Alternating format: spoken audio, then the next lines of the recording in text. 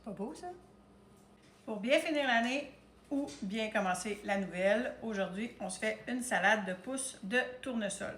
Principalement tournesol. Commencer quand on fait pousser du tournesol, c'est important de venir enlever toutes les petites coquilles, les écailles de la graine de tournesol qui restent sur le bout de la feuille. Il y en a beaucoup qui se sont ouvertes toutes seules, mais il en reste beaucoup.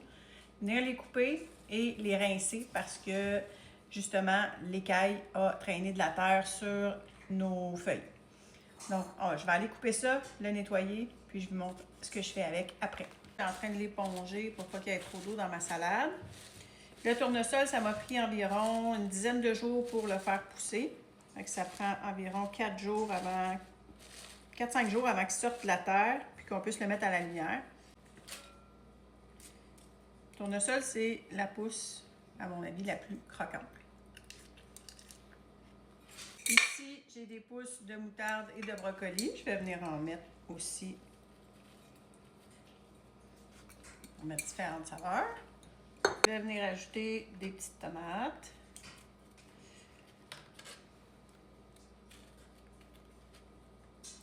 Un peu de piment et une gousse d'ail. Une noix à salade avec les canneberges, des fruits séchés. Une bonne grosse poignée. Et je vais aussi venir ajouter des morceaux d'avocat que je vais trancher dans la pleure et sortir avec une cuillère.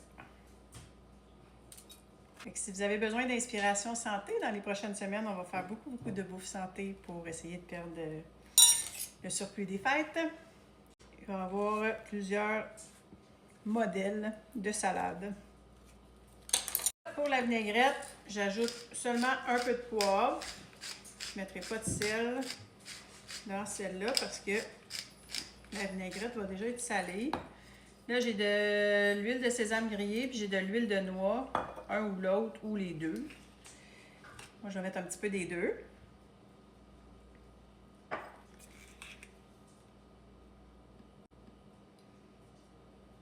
On reste dans le thème des noix. Et un peu de sauce soya. C'est pour ça qu'on n'aura pas besoin de mettre de sel parce que c'est déjà assez salé.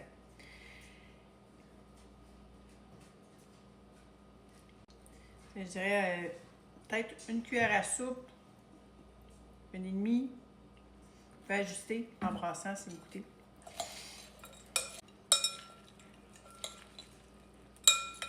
On brasse quand même doucement parce qu'on ne veut pas décapiter.